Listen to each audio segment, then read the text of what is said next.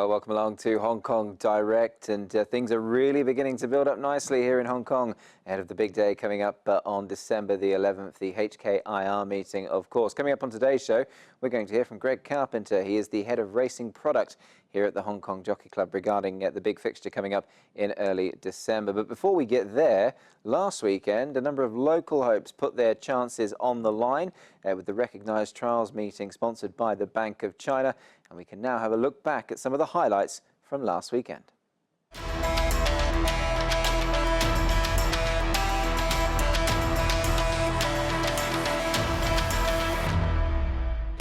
Side success with a kick. Wellington has to fight. Lucky Swainess has gone past him. Lucky Swainess has taken over. Lucky Patch hit a gap late. Lucky Swainess is in front of Lucky Patch, and Lucky Swainess wins the sprint. Master 8 sort of just got my way a little bit, just prior to straightening. It cost me a little bit of ground as I swung around him, but I thought it was a pretty soft win. He's a horse that's on the way up. It's the perfect trial for December 11th. Yeah, I hope so. Hopefully we can draw a good gate. You know, he's drew one, so pray for one.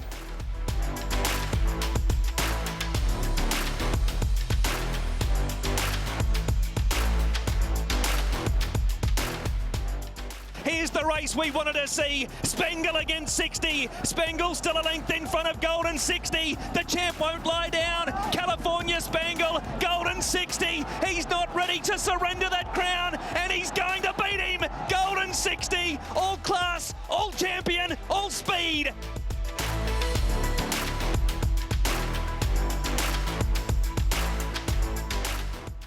I know Golden 60 will have the heart to run him down, but he is only 80% fit. So the other, the last bit is his mental toughness. So yeah, definitely is all credit to him and the team. We're looking forward to December now.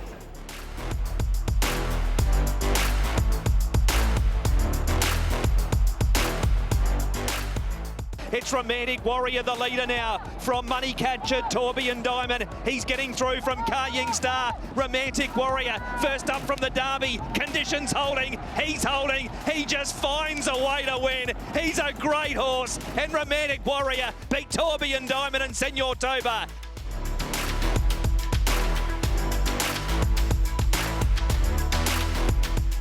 He can only improve off that. I thought he did enough in the end, and he probably had enough towards the end, but he's a great horse and he knows where that winning post is. Well, some exceptional performances on Bank of China Trials Day, and what a scary thought. The Golden 60 might still improve on what we saw there last weekend. Can't wait for the big day coming up on December the 11th. Let's take a look at some of the selected runners, though, for this meeting, and they have been announced, of course. And the runners for the Vase, Aidan O'Brien, very well represented. A race he's won 3 times, in fact, the Hong Kong Vase, so he certainly knows what it takes to win. Broome, Stone Age and Bolshoi Ballet will be representing him there. So the sprint, well, we've got a pretty strong hand in this one, of course. Lucky Swainess, Wellington, hopefully he will be back to somewhere like his best. And Singapore will be represented with Limbs Kosciuszko. So the very best of luck to Singapore back here at HKIR. As far as the mile is concerned, well, it all focuses, doesn't it, really, around Golden 60, California Spangle. They will lock horns once again, but a strong contingent coming from Japan as well. Salios down on Scorpion, and also Schnellmeister amongst those runners. With a runner for Australia, Law of Indices, also coming over for Annabelle Nisham. And as far as the Cup's concerned, well, Japan have thrown plenty of darts at this board. They've got Panther Lassa, who is more than likely to set the pace, but our very own Romantic Warrior might well take a little bit of running down on the back of that Cup win at the weekend just gone, the Jockey Club Cup, of course. But don't take my word for it. One man that can shed a bit more light on these overseas runners is Greg Carpenter. He is the head of racing product here at the Hong Kong Jockey Club, and earlier on this week I managed to catch up with him. Certainly is, Nick. It's really exciting, the Longines Hong Kong International Race Day. It is every year. In the last 2 years, we've had champion horses and jockeys come from all around the world, and it's really great that this year we can also welcome their owners, racing fans, and also our friends in the media. And I think the response through the final fields that we announced today The racing is going to be incredibly exciting, and it's going to be a celebration of HKIR and the fact that the vibrant city Hong Kong is back open and bigger than ever. Before we touch upon maybe some of the visitors, the home defence is led by a certain Golden 60. Firstly, what was your take on his most recent success? And secondly, how tough is he going to be in your mind? Well, we built up Sunday's Jockey Club Mile as one of the great contests in Hong Kong racing, and it certainly lived up to that. Golden 60, who's been a star of our racing for a number of years now with his great record. California Spangle was the rising champion. He had a 5-pound advantage at the weights, and I thought both horses were superb. In fact, I would have given California Spangle 9 out of 10 on Sunday, but unfortunately for him, Golden 60 was 11 out of 10. He's going to improve again off what he did on Sunday. He's going to try and chase down Good Barbar's history, the only horse to win the mile 3 times. And interesting for me to be involved in HKIR for the first time as part of the Jockey Club.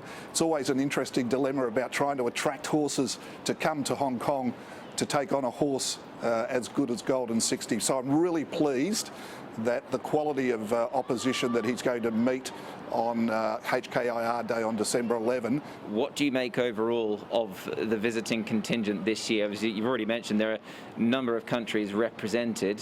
I guess starting with Japan, they are by far the strongest, and they've had good success here. They have. It's good to have repeat business. In actual fact, we've got 3 defending champions this year. Skyfield, who won the sprint, returns. Golden 60 we've talked about in the mile. And Glory Vase, who's actually won the Vase twice in 2019 and 2021, returns to become, hopefully, the first horse to win the Vase 3 times and to defend his title from last year. So I think the international, and particularly the Japan strength, goes right across the 4 races. In the sprint, we've got Gendarme and Naran Huleg, who have both won Group 1 races in Japan this year at 1,200 metres, running incredibly fast times. Maika Yell also in the race, and Resistencia, who local racing fans know really well, having been placed in the race last year. So their presence in the sprint is very strong, which historically is Hong Kong's strength. We've won the last 7 of the last 8 of those, and we're trying to win that division again. We've talked about Golden 60 and the challenges that he will face in the mile division, and in particular Salios. It's great that he's returning, having been placed last year. Laws of Indices, I want to mention him because, as I said, it's the first Australian trained horse we've had since 2018. He's a Group 1 winner in France. His form since going to Australia has been outstanding, and it's going to be really exciting for racing fans to see Annabelle Neesham, this rising star in the Australian training ranks, represented with Laws of Indices, and Saffron Beach for Jane Chappell-Hyam, who's also done such a great job at Group 1 level around the globe this year. So the mile's a great contest. The Japanese will be particularly strong there. What race excites me just as much as the mile, of course, is the Cup. We saw that remarkable front-running performance by Panther Lasser at his last start, wherein he was gunned down in the concluding stages. But for that type of international Group 1 winner, the way he presents in a race to come to the Hong Kong Cup is going to be really exciting. Romantic Warrior, the home champion, was outstanding when he returned on Sunday in the Jockey Club Cup. So I think Japan will be very strongly represented in that race, not just with Panther Lasser, but of course Jack Dior as well. So the Cup's a great renewal, and as I said, Glory Vase in the Vase. A number of international horses in that race, including a couple of French stayers in Bubble Gift and Botanique.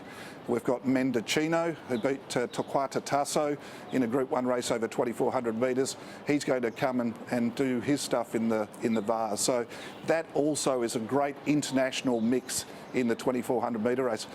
IJC night, we're going to have Holly Doyle and Jamie Carr. We've also got 3 female trainers represented on HKIR Day this year.